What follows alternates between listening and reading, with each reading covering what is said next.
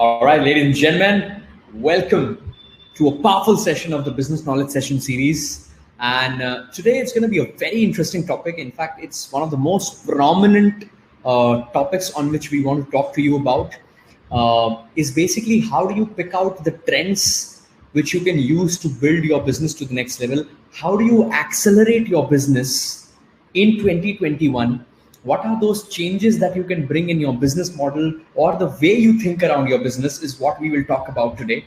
So I want you to get absolutely ready and absolutely in the learning zone. I want you to take out your pen and notebooks so that we are in the right space, in the right energy, because today it's going to be a very powerful session. It's going to have massive value. And I'm going to break down a specific framework of how exactly any business can bring about a change and a complete turnaround in the way they do business. All right. So I want you to make notes. I want you to give it a thought. And most importantly, after the session is done, I want you to make sure that you take action on it. All right. So let's move on to the topic and let's understand what's the learning agenda for today. So the learning agenda for today is the 6 trends for business acceleration in 2020. What can you do in 2021, which will help you accelerate your business growth, right? And it does not matter what form of business you are.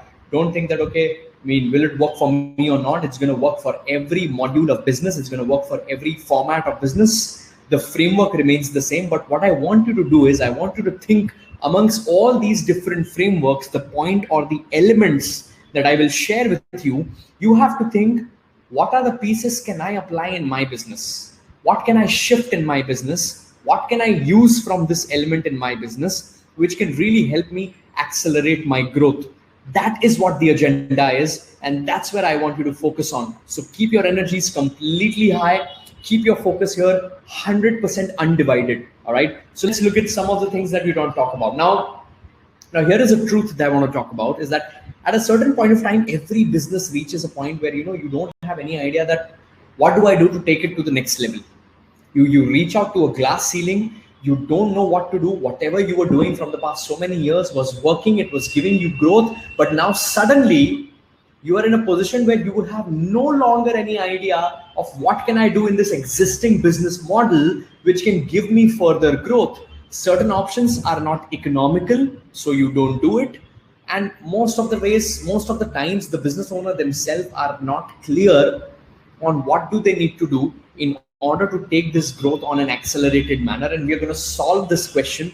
We will exactly get an idea that how do you do that, right? Now, there are a lot of ways in which a business can actually outperform. There are a lot of ways in which we can accelerate the growth or restart the growth engine for business. What I'm going to be sharing is I'm going to be sharing 6 powerful frameworks, okay, which will help you understand that what can I shift in my business, which can give me a faster growth and what will help me on the ground level from day one. So let's understand the framework step by step. I want you to start making your notes now. Number 1 is the first shift that you can think about is you can think about whether can you shift your customer focus. And when I say shift, I don't mean you stop serving the customers that you are already serving. I am saying, can you add another customer focus in your business? This is the first element that you need to think of in order to accelerate your growth, which means if you are a business which sells directly to a consumer, right? Say, for example, you have a retail store. You have certain products which you want to sell directly to the consumer. The people who come to your store, they buy from you. So it's a direct to consumer approach, which means you are in a B2C model. Now the question is, can you get into a model? Can you get into a process where you can also focus either B2B or B2C customers? So can you think of ways in your business where you can be selling the same product or service to a business instead of a consumer? Or could you get into a channel, which means if you are selling a certain product directly to the consumer, can you put a channel? Channel means can you put a dealer or a distributor? Okay, so that you can expand your growth. Now, here are a few things that I want you to consider before thinking of adding any customer focus. Number 1, if you're selling directly to the consumer and you want to add a channel, which means you want to either get into, getting distributors for your product, or you want to get dealers for your products, or you want to connect with retail outlets or wholesalers. The only way and the only time you can think of adding this customer focus is when you have very high margin, because only when you have got good margins you can add another layer of sales happening. Because see what will happen if you are directly selling your product and service to the consumer, and if you get a channel partner, they will first buy from you at a certain price point, and then they will sell it in the market at a certain price point, which means both you need to keep your pricing in a way that they can also make some money out of it. You can't be selling them at the same price which you're selling it to the consumer. You've got to lower your price, which means your margins are going to go thin. But if you have got good margins, you can win in volume, which means because of hiring that distributor, or because of hiring that dealer, or because of hiring those affiliates, now you can increase, because the more number of affiliates or more number of distributors or more number of channel partners you increase, they have an ability to sell more products in the market instead of you selling it directly to the consumer. So you win this in the volume game. It's not a value game, it's a volume game. Now, this is one of the criteria. So if you've got already very low margins, you're selling it to a consumer, you're selling it to the customer, and you've already got like hardly 5-10% margin, not a good plan to get into the channel mode, right? Not an ideal way to do it. There are different ways we can talk about. But if you've got good margins, you're making 50%, 60% on your products and services, then you can definitely think of getting channel partners. What this will do is, this will give you an additional advantage, because simply by setting more channel partners, you will multiply the number of sales coming in, which will immediately multiply the revenue, which will immediately multiply everything around it. Of course, your margins are going to go low, but number of volume, the number of sales will justify and make it more worth it. All right. So that's one. The other is B2B, which means you're selling it to a consumer, but there are other businesses who might need them, probably maybe in a bulk. Okay, so say for example, let's take a very simple example. You've got a stationery, right? You have a business of stationery, or say you have a business where you're selling clothes. Okay, now you're already selling it to the consumer. Okay, you already sell it to people who come to your store, or you have an online retail store where they can come and purchase from you. Now you also think that, okay, what can I do to grow my business? You think, okay, what do I do? What if I do a B2B? What if I look for a B2B customer? Which means, what if I look for another business which needs my product? So you say, okay, what if I connect and collaborate with a corporate house that requires bulk clothing for their staff, or for their employees, or for their labors, or anything like that. If I can connect with these people, and if I can offer them these products, these clothes that I make here, because of volume I can make money, because they need that in volume, and they're a bigger company. And now I'm dealing company to company. I am not directly selling it to the consumer. The person who will actually wear my clothes, I'm not selling to them. I'm selling it to another business, and this person is going to sell it to the consumer. This person is going to deliver it to the consumer, right? Now, again, same thing applies if you're going in a B2B model. Again, in a B2B model, it's a game of, usually in the product line, it's a game of margin. In services, it might vary. It might be a game of margin. It might not be a game of margin. Like a recruitment business, like you are a recruitment company, there could be two front, right? Now, front is that you are basically helping candidates get into their dream companies, which means you're also serving businesses. So you are one business, which is in the recruitment business. You are serving another business. So B2B is also a model. Now you need to think in your business model, whatever product or services that you have, can you look for another customer focus? If you can look for another customer focus, then marketing it to this customer focus, or adding this customer focus, will immediately shift the overall business. All right. So that's one of the most important factors. And the first factor that I wanted to think, that whatever you're doing in your business, can you have a different focus? So like we work with a lot of manufacturers. Now, manufacturing business usually works on a channel network, which means the manufacturer of the product sells it to a distributor. The distributor then gives it to either a dealer or a retailer, and the retailer usually sells it to the end customer, right? Now, a lot of times, because there are so many channels, the manufacturer loses or probably makes very, very less margins, right? Even though they've got volume, but they still don't make a lot of margins. So in this case, what we usually suggest is, if there is a possibility that you can add a B2C focus, it helps you directly connect to the consumer through a channel or through a platform, and this helps you make more money because now there is no intermediate or a middleman involved, right? So the first element, the first area of focus that you need to think about is that in my business model, can I add additional customer focus? If I'm already selling it to the consumer, can I sell it to another business, or can I have a channel partner? Now, channel partner can be anyone, by the way. Channel partner can be your distributor. Channel partner can be an affiliate. Channel partner can be a franchisee. Channel partner can be a business associate, right? All these people are channel partners. So if your margins are very high, then you can think of going into the channel partner method. If you're selling commodities and products, again, if your margins are high, you can look for a B2B model.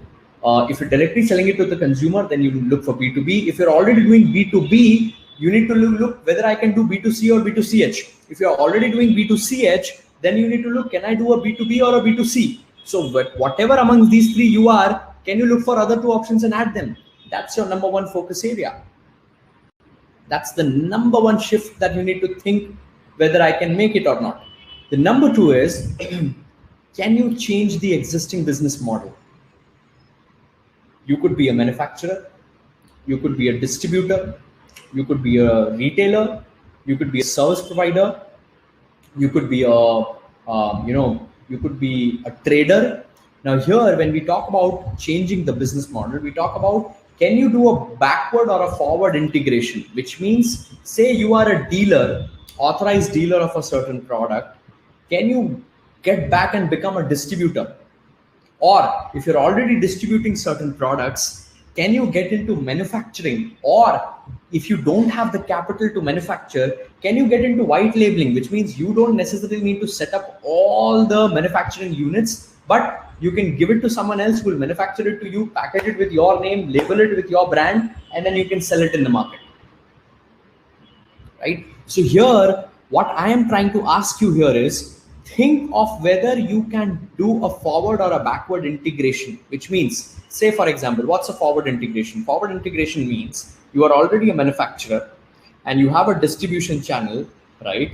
Forward integration means, can you also focus on directly selling it to the end consumer? Can you open up a channel where you directly reach out to the end consumer? All right, or maybe another forward integration example could be, say you're already manufacturing part A, right? You're already manufacturing a part A, which is required by your customer, but after your part A, they also require a part B, which you are not manufacturing or you are not producing or you are not giving. Same could be in your service business. You're already providing a service A, but service B is required after your service A. So can you add that service B also in your business? If you can add that service B also in your business, then A and B come together. This gives you larger revenue per customer. That is what forward integration is. And backward integration means you are, say you are distributing, you go back and you become a manufacturer, or you basically, what you do is you outsource it to a third-party manufacturing and then you take it as a white label. So this is how you can do a backward and forward integration. So you need to look in your business model and looking at the capital and the margins and the money that you make, what kind of forward or backward integration can you do, which can help you increase your revenue per customer. That's the second area of focus that we need to focus on, right? Number three is, can we change sourcing, procurement, vendor or distributor or dealer? This is a big problem with a lot of businesses. So in order for, say for example, let's take a scenario. For you to deliver your product or services, you require certain raw materials, okay, so that you can produce your product or you can deliver that service. Now, can you change your procurement? Can you change your source from where you acquire these raw materials so that you can cut down your cost. This is what usually all the manufacturing companies do, and a lot of service providers and traders as well. What they do is they look for a source from where they can get it cheaper, right? So if you're acquiring certain raw materials which are required for you to produce the product or service that you want to sell to your customer, can you look for a different source from where you can procure this material at a lower cost, which means the cost of producing this product or service goes low. That by default increases your profit by selling it even at the same price. Same thing is that with your vendors. If you require certain vendors to deliver your product and services, can you look for more vendors who are ready to give it to you at a cheaper rate? If you can do that, you save some money. Money saved is money made. That means you made profit. Same goes for your distributor, same goes for your dealer. You have got distributors. Out of your 12 distributors, only 2 of them are working. 10 of them are not picking up any material. They're not pushing anything in the market. Drop them. Look for different distributors, people who are already distributing similar product and services in the same market that you want to penetrate. Get them on board, give them a decent margin, and they'll start working for you. So can you shift anything in the way you source or procure any of the raw material that are required for you to build the business? Or can you shift your existing vendors, dealers, or distributors so that your cost of producing that product or service goes down, and by default you make more money? That is also one of the ways in which you can accelerate the growth of your business. So you can look for a different quality product, you can look for a different quantity of product, you can look for a different cost line. Can you skip a middleman? Say, for example, you are a dealer and you are acquiring it from a distributor. Instead, can you directly acquire it from the manufacturer? Because if you directly acquire it from manufacturer, then it's directly going to help you make more money because you save the money now because you're acquiring it from the source, right? So that's an important aspect. Number four is, what more can you do for your customer? Now, this is one of the most important questions that I want you to answer, and you need to take some time. It's going to take some time because a lot of things goes into understanding what do you need to shift in your what do you need to add more in what you're offering. Now, when I say that what can you do more for your customer, what I actually mean is, can you add anything in these elements? Can you add anything in terms of the product? Can you add anything in terms of a price? Like can you be better with your product quality? Can you be better with your pricing? Can you get better with your delivery? Can you get more variety? Can you have deals and offers for replacement? Can you have a different support for packaging? Can you have a different can you introduce technology which can make certain things easier for your client, right? Can you have different placement options, which means you can help them place it in different areas? Can you have any form of additional services? Can you offer them additional services than your core service and product that you're offering? Can you have any specific sales schemes? Can you have any incentive for them? Can you create a reward and recognition? Can you have an AMC, annual maintenance contract? Can you support them better? All of these are parameters on which I want you to think that what can I do more for my customer? This is what we called as a value ladder, which means whatever product and services that you are offering, what more can you offer? What more support? What better quality product? What better pricing? What better delivery?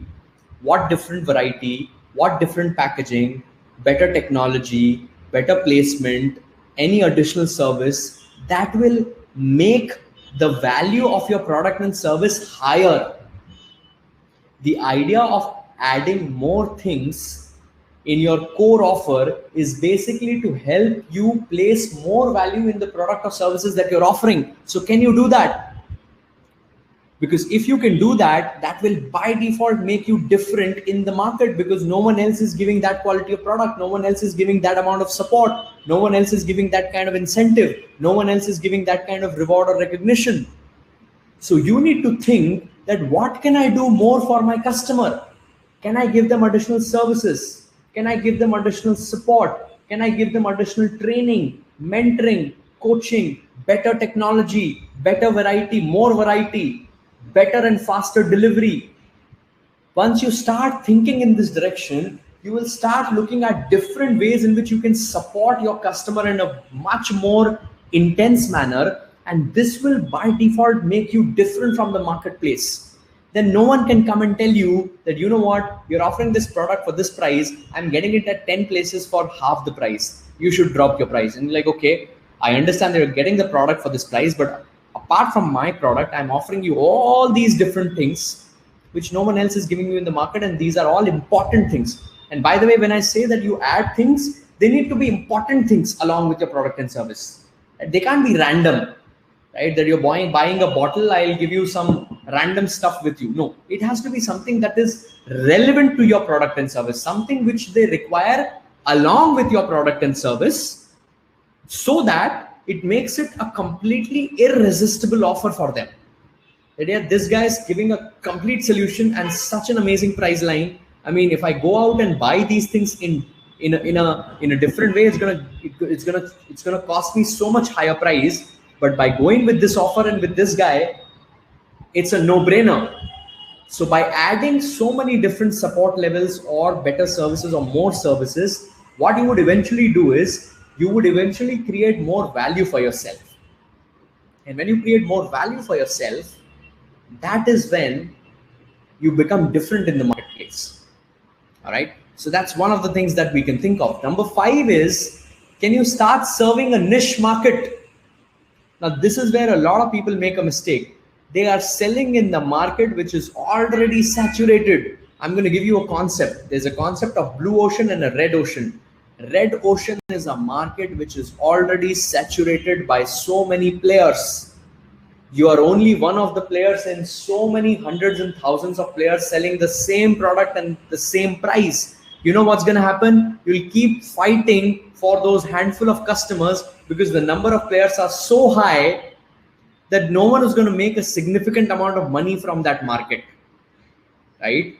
This is called a red ocean. Red ocean means there are so many different players who are offering the same product and service at the same or a cheaper cost. Because of this, no one is going to make enough money because if everyone is going to try to beat the other person on price.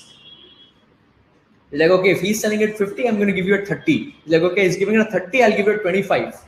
Some of them are also bearing losses. They're like, no problem, I am getting it at 20, I'm selling at 19. At least money is rotating.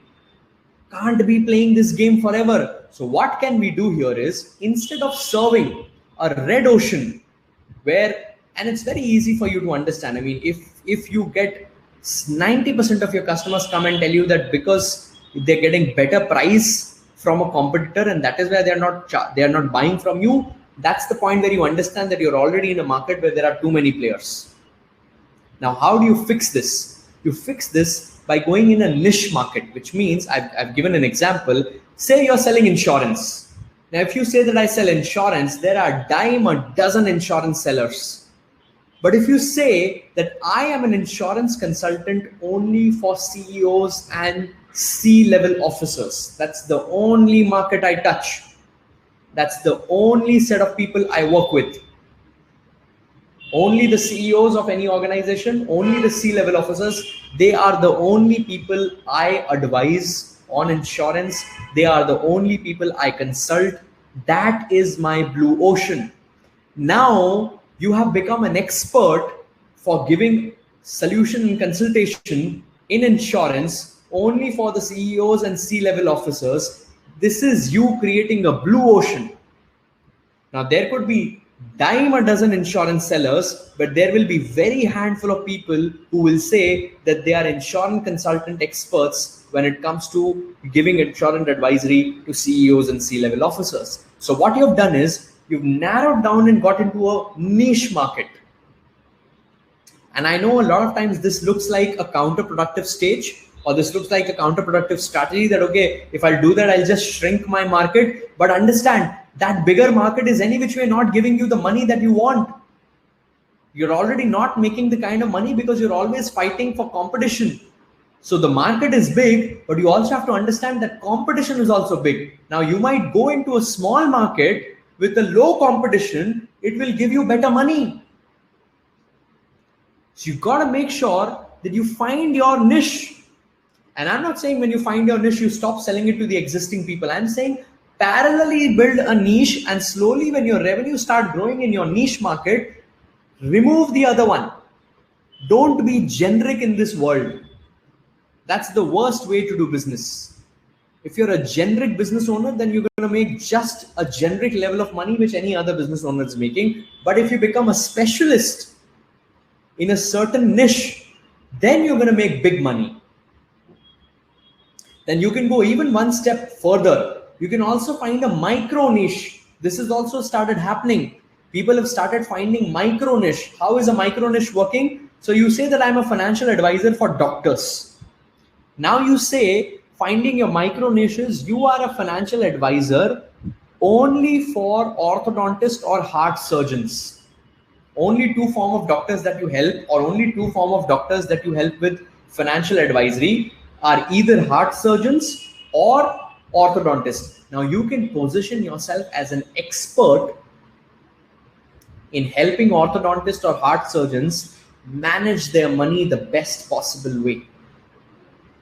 Make them money, grow their wealth, but only and only for either someone who's a heart surgeon or someone who's an orthodontist. Now it's a micro.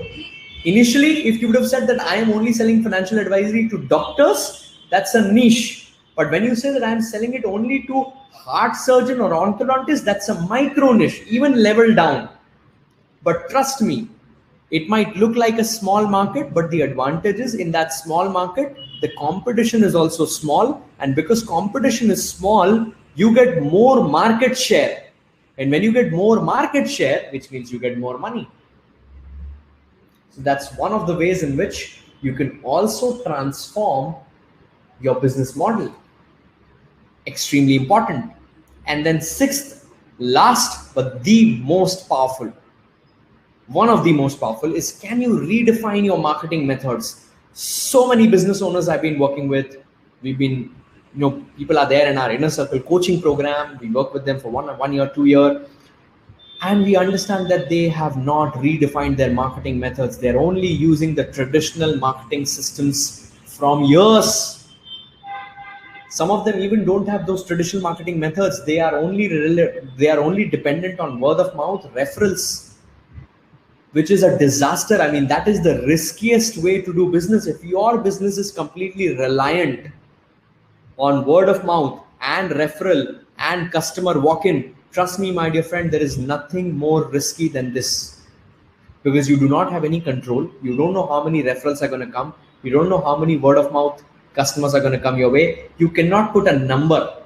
You can't set predictability. But when you become proactive in marketing, when you are proactively taking efforts to market your product and services, create curiosity, generate name, email address, phone number, the lead generation system, that is when you can create predictability. That, okay, I know that I'm using these 3 channels where I'm marketing my product and services, and I know that at the end of every month, because I'm marketing on these 3 channels, I'm able to generate X amount of leads. And because I'm able to generate X amount of leads, I am able to generate Y amount of sales and revenue. Now things become predictable. Now you can scale it up. You can say, okay, what I'm going to do is the marketing activities that I'm doing, I'm going to increase my marketing effort and budget by 20%. That will by default increase my revenues by 20%. Why? Because there is a proactive action happening. So how do you redefine your marketing methods? There are 2 major brackets in which I've given you an option. Number 1 is offline marketing. Now in offline marketing, there are a couple of options through which you can promote or you can market your product and services. Billboards is one method. Mobile vehicle marketing, a lot of these days is happening. All these buses, the public transport buses, the Ola, Uber, they have all opened up their cars and their buses for advertising or for marketing. You can have these things and they're not very costly. But what this gives you is, this gives you visibility, this gives you credibility, This gives you exposure in front of your target market. I mean, of course, you can't control who's watching that, but in offline, that's the scenario, right? Then you can do local press. You can promote your product and services, or you can showcase your product and services in any of your local newspaper, local magazines, where you feel that your target customer is going to be reading this content, where you know that this is what my target customer is. This is one of the ways, or this is one of the methods or placements where my target customer is spending time. Local radio. Still people listen to it while traveling. Very good place to position your marketing messages. Local communities. You're a part of your community, local community. It could be your cultural community. It could be your housing society. It could be your religious community. Very good platform to connect with potential customers. You can market and sponsor events over there. Put your brand name over there. Highlight what services and helps you do. Industry association. You can be part of industry chapters. There are different industry commerce chapters for different industries. You can connect with them, collaborate with them, and you can start getting work from each other. So many people have got work which they're not able to handle. They pass on. It's like, okay, you know what? I've got this order. It is beyond my capacity to basically produce. But since you're also in the same space, I'll outsource it certain percentage to you. I'll make some, you make some. I'll give you this amount of percentage. Boom. Now, instead of competing, you have a collaboration happening. Then you've got telemarketing, age old, one of the most effective offline marketing strategy that still works is telemarketing.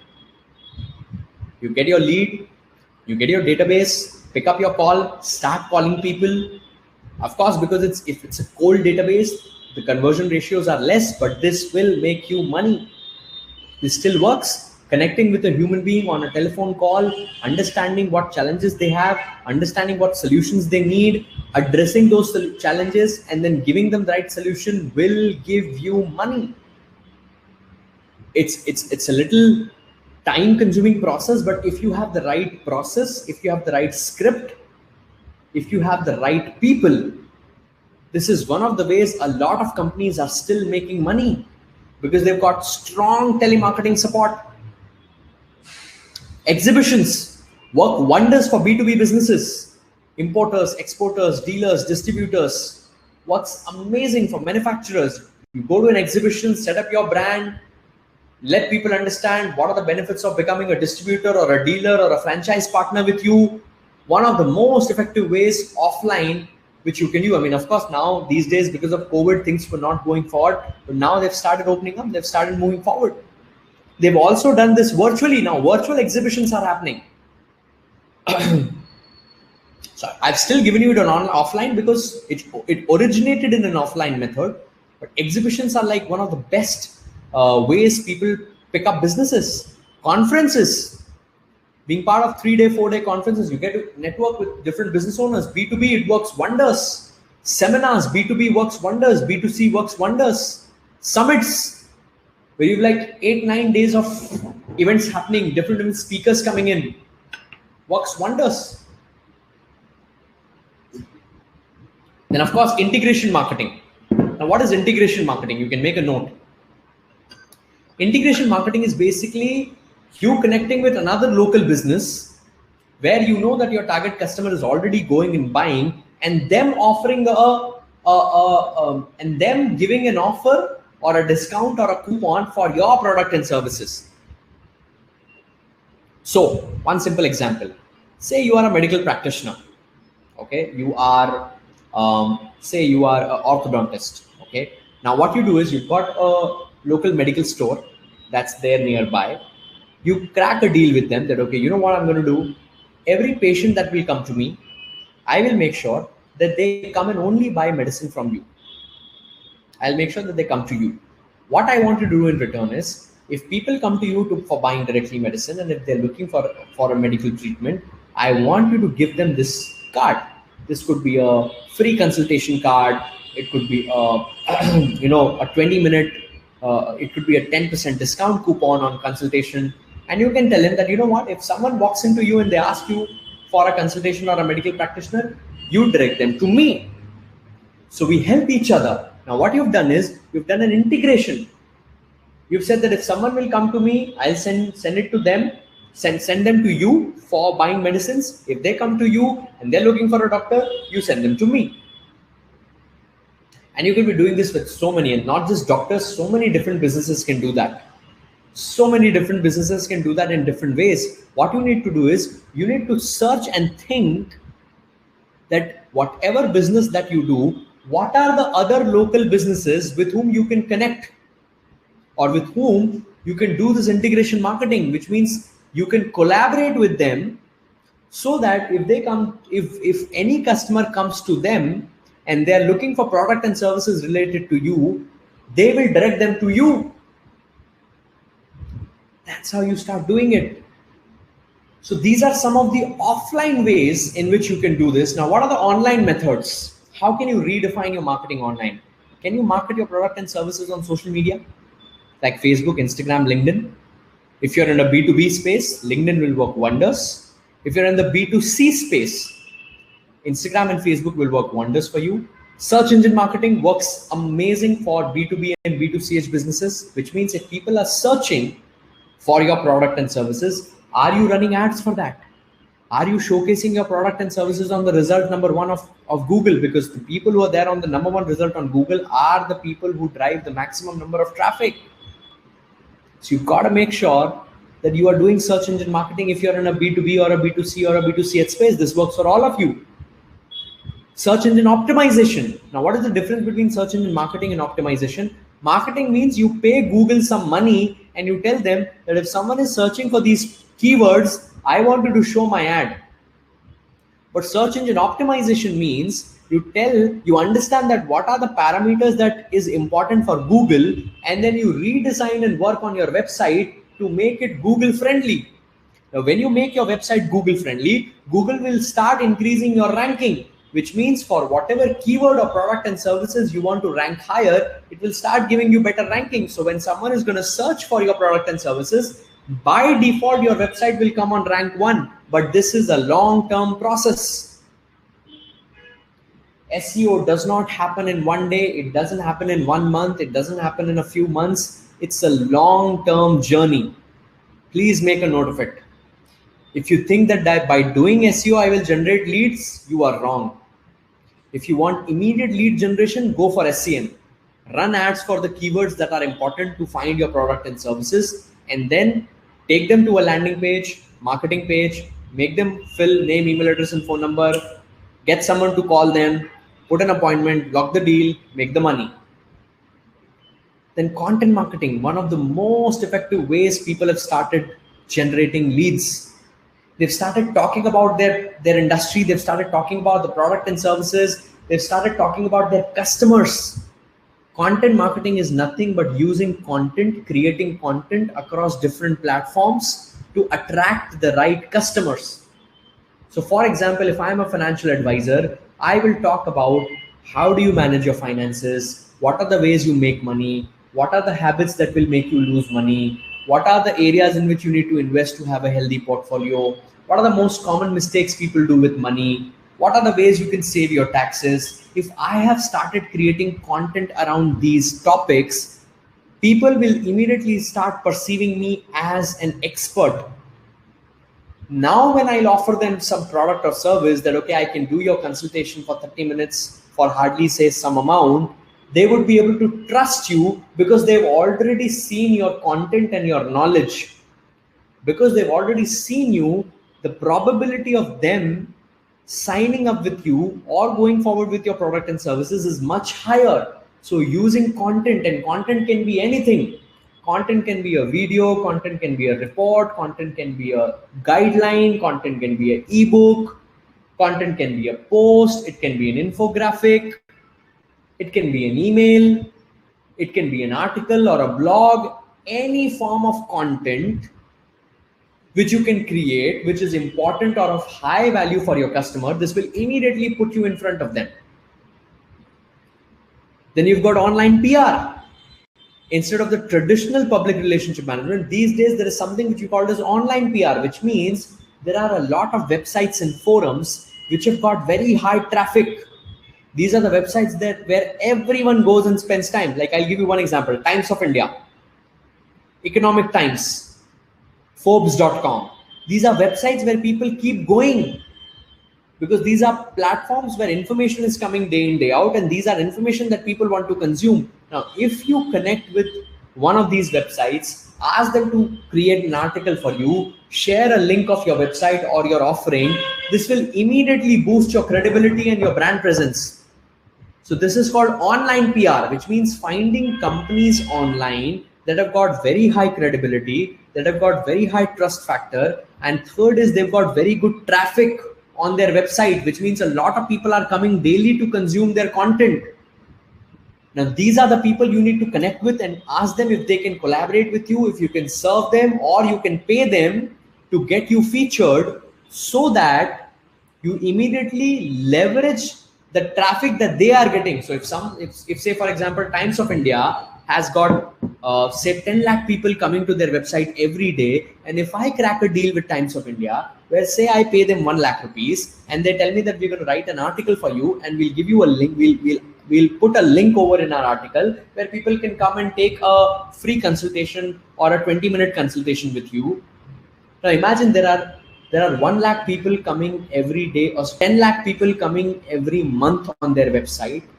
If they put my article for 2-3 days, that will give me immediately a hell lot of leads, because people will go through that article, they'll understand that they need support in financial advisory. I'm just giving you financial advisory example. You could be doing anything for your business.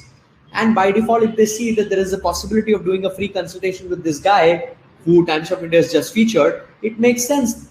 There, your credibility will also go high. Online PR will immediately boost your credibility. Very important thing. Then influencer marketing. Influencer marketing is again a very important element, where you find out people who are already influencing and talking to your customers. Please mind, when I say influencer marketing, I don't mean you start hiring celebrities. No, you start connecting and collaborating with people who are relevant to your business and who are communicating on any of the online or offline platform to the customers that you want to attract. So for example, if I run a yoga institute and I want to connect with someone who talks about health and fitness, because they're already talking about health and fitness, people who follow them are people who are interested in gaining health and getting more fit. So if I collaborate with this, and if I ask them that if you can showcase my yoga service and ask people to come to my registration page, because I'm running a special offer where I'm giving them 20% discount on my monthly or my quarterly yoga practice sessions, that would really help me. So you need to find relevant influencers. And where are these influencers? On Instagram, on Facebook, on LinkedIn, everywhere. And when I say influencer means someone who's at least got a 50,000, 1 lakh followers. So you don't need to go hiring Alia Bhatt or Ranbir Kapoor. No, you need to look for influencers who are relevant to your target market. So if you're in the health space, you need to look for who is someone who's already talking about health, who's already talking about fitness, and they've got a very good following. If you're in a service providing space, right? Who are the people talking about services, products? Who are these people who have got good fellowship? Who are the people who talk about business? So you need to find these influencers. That's step one. Step two is either serve them or pay them. Like I'll give you one example. Say for example, you're an interior designer and you found out that there is an influencer on Instagram, and this influencer talks about smart interiors, design ideas for your home, smart ways to decorate your home, and they've got like 10 lakh followers. If you can connect with this influencer and if you can tell them that, you know what, you've got very good followers and you talk about smart design and smart spaces, and the people who follow you are exactly the kind of people I want to attract in my business. What I'm going to do is, as a gesture, I will renovate, or I will do a design rework for your house for absolutely free. The only thing that I ask you is, I ask you to feature this thing in your post or in your social media, share with them, how did I do the work? How did you feel about it? And if you really like, then you can place a link where they can come and they can book a consultation with me, so that if they want to do a home makeover, they can become my clients. Now, what am I doing? I'm not paying them, but I told them that I'm going to do it free for you. Of course, I'm going to spend money, But the idea is, because I'm going to be serving this influencer for free, it's easier for me to crack a deal that they can come and they can share my story, or they can share my work. So there are a lot of ways. I mean, there might be a possibility that they'll say no to it. They're like, no, I don't want to do it. I mean, I'm okay if you pay me out. It's like, okay, what do you want? It's like, okay, 20,000, 30,000. So we've got in India, if you go out, there are so many platforms have come up which will help you connect with influencers from the right industry. All you need to do is figure out who are the people who've got good following on social media platforms, and they talk about the topics which are related to your product and services, and because of that they are engaging people who are your target customers. If these criteria are met, you will skyrocket your sales. And this is happening across. I mean, I'm sure you must have been seeing there are a lot of people on Instagram write out that this is a paid promotion.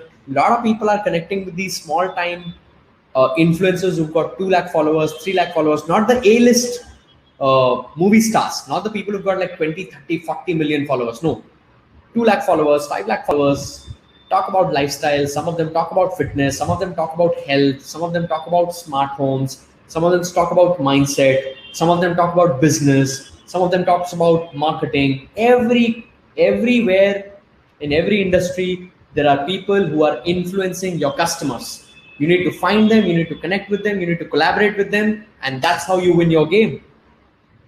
Display marketing. Display marketing is another very powerful format. There are millions of websites online from different industries on different topics on different forums. What you need to figure out is, what are the websites where my customer goes to search information or gather information or get more knowledge. These are the websites where you can show your ad. Say, I have a knee problem. I'm going to go on Google and write, how do I solve my knee problem? There are 5-10 websites that are there on page number 1. I'm going to click and open all 5 of them to try and figure out, is there an article? Is there a video which can help me understand how can I fix this knee problem? If I am a doctor who helps people fix their knee problem, I will run ads on those websites. Because the moment they will open, they're going to see a banner ad that, okay, if you're facing a knee problem, I've got a complete solution for you, which you can do it from your home. No need to consult a doctor. Only thing is, you need to consult me for 10 minutes online. Don't need to visit a doctor. No need to leave your room. Only fill up this name, email address, get on with me for a 20-minute consultation. I'll tell you what to do. And if it doesn't work, then I'll tell you what's the next step. Tuck. People start coming in. Video marketing, very important way. People have started engaging on videos like hell. People connect on videos. Engagement levels on videos are much higher. Conversion rates on videos are much higher. Consumption rates of video is much higher. And if you're not creating videos, not just about explaining your product and services, but the benefits of the product and services, talking about why do you do these product and services, how do you help your customers through this product and services, what do your customers have to talk about after receiving your product and services. If you start creating content around all these things in video format and start distributing on social media, you will have immense growth. Then you've got blog marketing. You start writing blogs, you start getting traffic. Podcasting is fairly new format of marketing, where podcasting is basically a platform where you start recording audios and people listen to your audios on certain topics. So a lot of management leaders, business leaders have started their podcast. Right? A lot of businesses have started their podcast because what they've started doing is, because people come and listen to their podcast, from there only they drive them into their website. It's like, okay, so say for example, I'm an interior designer. I start a podcast where I say that in this podcast, every day or every 2 days, I'm going to record an audio where I give people tips on how to smartly design their home. So no video, it's just audio recording. You upload it. There are a lot of apps, Apple Podcast, Google Podcast, you have Shazam, then you have Spotify. These are all different apps where people listen to music and also listen to podcasts. Like I listen to podcasts while I'm traveling home and coming to office. That's the best way I use my productivity. All the people, all the knowledge that I want to learn, I've followed them on Apple Podcast. Say today I feel like learning more about marketing. I'm going to click on Russell Munson. I'll start listening to his podcast. He'll have some topic which is really interesting, and I'll listen to it. In 3 minutes, I'll get an understanding. And in that 3 minute or 10 minute podcast, he'll tell me that, okay, if you've listened to this podcast, if you found value in what I shared with you, you can learn more with me, or you can take my service, or you can take my consultation. Just go to www.xyz.com/this. And if you do this right now, you can select a coupon code which will give you 20% off on my product or service. Boom. This becomes a lead generation funnel. People come to listen to you on your podcast to learn or to understand or to get insights. You take them for a consultation, offering discount offer. That's your funnel. So many people have started doing. In the education industry, it's working like hell. In the design industry, it's working like hell. In the medical industry, it's working like hell. Because people want to listen to advice. People want to listen to experts. They don't want to take decisions on their own. They want to make sure that they get ideas from experts and then they take a decision.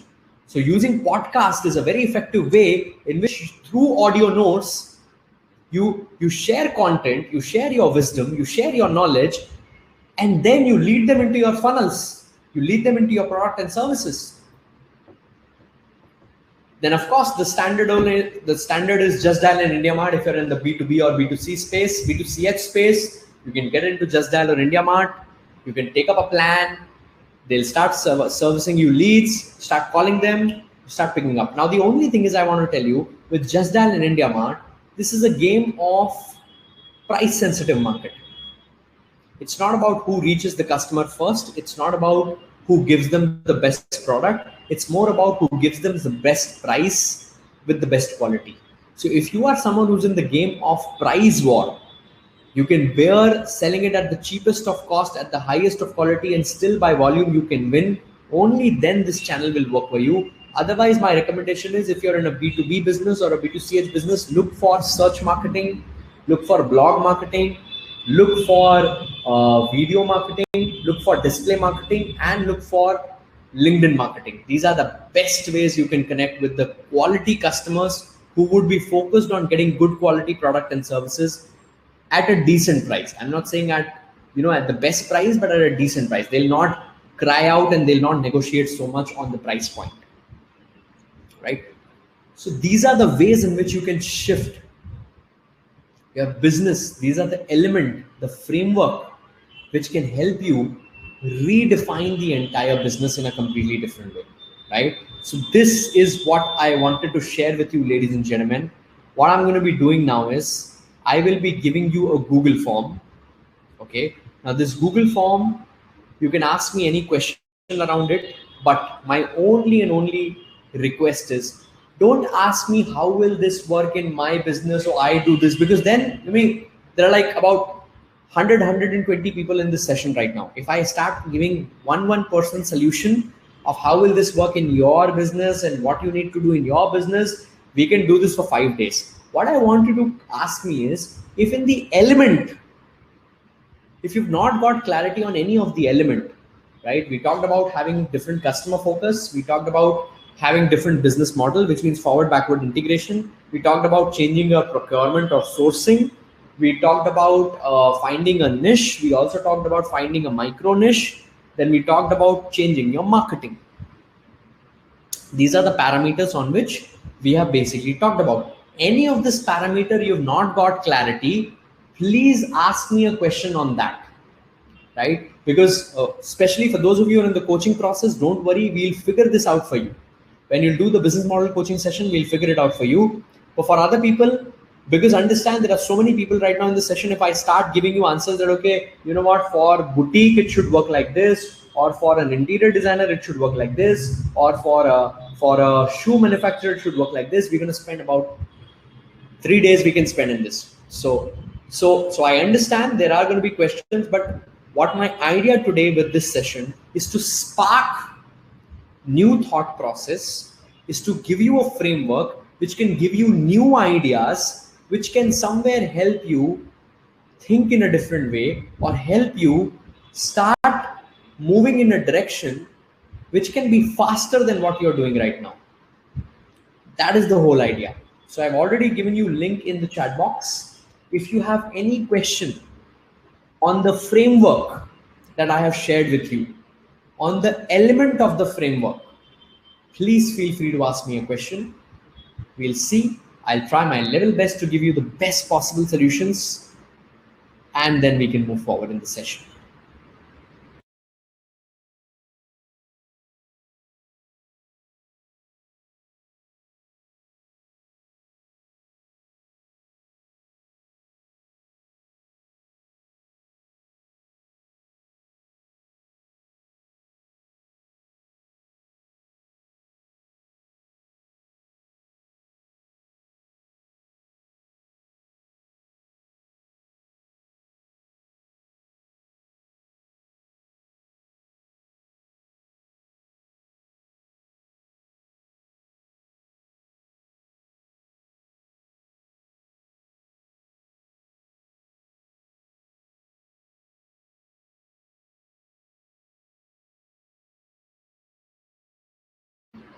Okay, so podcast is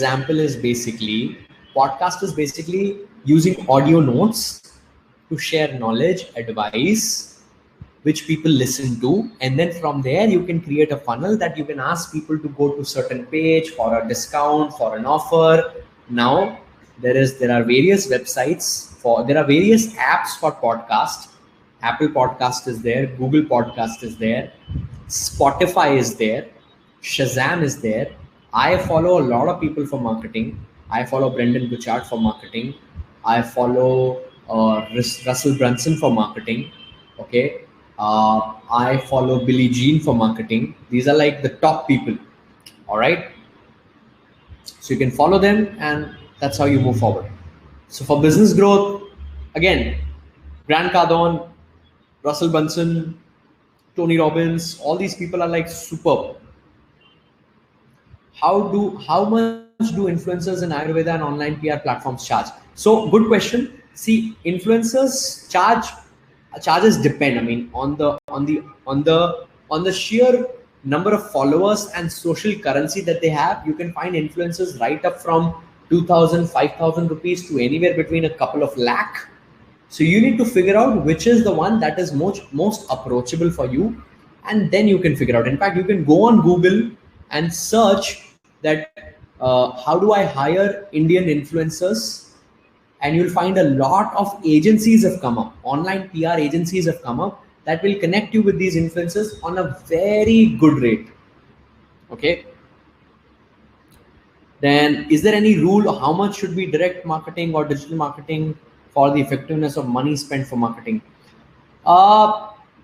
There's no specific rule, but the idea is that if you're doing a direct marketing, you should know the ROI, which means if you've invested, say, 1 lakh rupees in your digital marketing efforts, at the end of the day, you should be at least making 2x or 3x on the ROS. And so whatever direct marketing efforts you're doing, whatever leads that you're generating, or whatever kind of inquiries that you're generating through your sales effort, you should be able to make it 2x or 3x to justify the investment.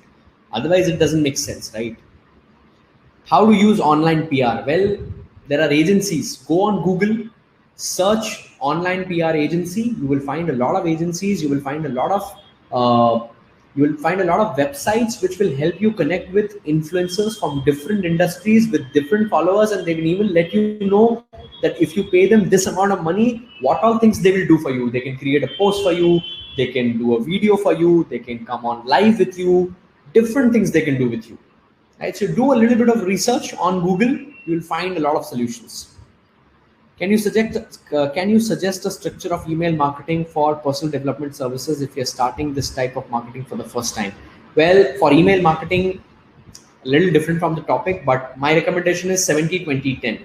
70% of your emails should be educational and information, 20% talking about success stories, 10% offering them promotion, which means buying your program, coming for a webinar, or registering for a batch of program that you're doing. So say you've got like 15 days of sequencing. In 15 days, you send them 15 mails. In 15 mails, 70% of your mails needs to be information and educational content. 20% of your mail sequence needs to be success stories of people who've used your system, strategies, concept, and made success. And then 10% is like, okay, now you know that our system works, you know that this thing works, and we know you want to do it. So here is a 50% discount or a 20% discount, or we're offering you a free seat in the program, and that's how you capitalize on it. Okay. Next is, what are the best ways to become an influencer in a B2B space? Create content. Doesn't matter which space you are, B2B, B2C, create content online. Best way for you to become an influencer is authoring a book. That's one of the most difficult but most prestigious way for you to become an influencer. The moment you become an author, that instantly gives you a completely different credibility and trust.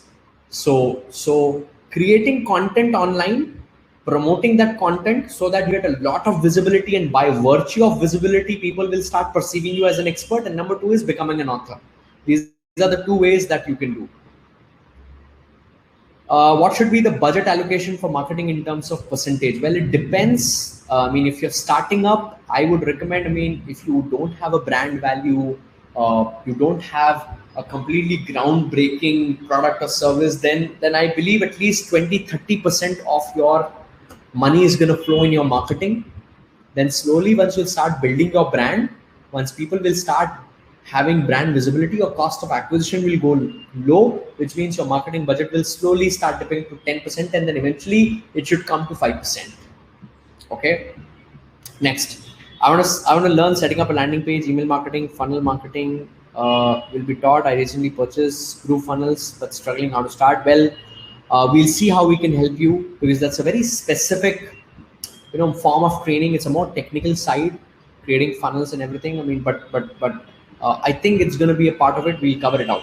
Don't worry. How to use technology to scale up business? Well, a lot of ways you can do that. I mean, so many businesses are still working on the traditional methods, using technology like having a website or having a CRM system where your customer can check up their details, or using an application. Like, I'll give you a very simple example. One of our coaching student who's in our inner circle coaching program, he's basically, he started as a tailor. Then through the coaching process, he set up his boutique store. Now he's got franchisees of the boutique store, and now he's also into creating an institute for helping people become fashion designers. What he did is, he saw that all these different boutique stores had a standard process. People will come to them, they'll buy from them. I'm sorry. If they have to get any fitting done in the cloth, they'll give it to them. Then they'll have to call them after 8-10 days and then ask them, okay, you know what, is my dress ready? Right? Is my lehenga ready, or is my salwar ready? What he did is, he created an app which connected his tailor and his customer and himself. And now when people come and buy from him, he makes them download the application, makes them log into their account. Once they purchase, they can see the order that they placed. Then using technology, because of this application, if I have bought a certain cloth from that person, I can see that what stage of at what stage of alteration is my cloth. Which means, if my cloth has already reached the tailor, is the tailor already working on altering my cloth? Has my cloth already been altered and waiting for pickup to be done? Every detail I can get. I don't need to ask anyone. I don't need to call anyone. And the moment my cloth is ready at the store, I get a push notification on my app. It's like, your cloth is ready. You can come and pick it up. That's how you integrate technology to completely shift. Right? Next question. We are not focusing to acquire new dealers as old dealers started keeping competitive products. Is it mandatory that we need to follow traditional methods of sending our marketing person to their physical address to show our product, or we can showcase our product and build rapport first, connect virtually over Zoom call? Though we already have our digital catalog made, and when we call them over the phone, the calls go cold and we don't have very positive response. Do you think connecting on them on a short video call or Zoom can build them? You can definitely try the video call method. It's more intimate, because understand, if you want to build a new relationship, right? If you want to do business with people, you need to make sure you're doing it in a way that it's more intuitive. right? So I am not going to completely rule out that going into their physical stores and keeping that relationship should be a complete no-no. It should definitely. And if you're selling high ticket products, then definitely you have to keep your relationships high. You have to make sure that you visit them, interact with them, keep them in the high spirit, have some incentive programs. If they've started keeping competitor products, which means they're not able to make the kind of money they should be making with your products, right? So you got to see how you can incentivize, what reward recognition program can you make. So create a dealer support program where help them get better with marketing, help them get better with sales, help them get better with understanding market, right? Do everything that is possible to support them so that they're going to, this will create loyalty for you. And that's what is important in this business. If you're in a channel based business, number one, you need to support your channel. Number two, you need to empower your channel. And number three, by doing that, you'll create loyalty in your channel. These are the three parameters which will lead to success. Okay. Is there any tool which converts speech to text from YouTube video? Not really, my dear friend. You still need to hire a caption creator, someone who can do the subtitling. There are auto-generated subtitlers, but they'll usually like mess up. The AI factor are not that good, right? Price point for 30-second display and video ads on websites. Didn't really completely understand the question. You need to ask me in more detail. Like, what exactly are you asking me? Because I didn't get it in the same line. Price points for 30-second display and video ads on websites. Video ad on websites is absolutely all right, but it will not be supported by many. The bigger website will support. Price point for 30-second could vary. I mean, you could be showing the price point more than 30 seconds. You need to do a split testing. You need to check out what is working, what is not working. All right. So ladies and gentlemen, thank you so much for asking all these questions. It was a pleasure interacting with you, and I hope this session was quite intriguing, quite interesting. You got a lot of ideas of what you could shift so that you can start moving your business in the right direction with the right momentum. It was an absolute pleasure interacting with you, and I always enjoy these sessions. The only thing that I always repeat at the end of the session is, it is not about understanding these new concepts. It's about application. The more you will apply, the more results you're going to get. Okay, that's how it's going to work out. So thank you so much, ladies and gentlemen, for having me here and listening to me. It was an absolute pleasure, and I will see you in the next one.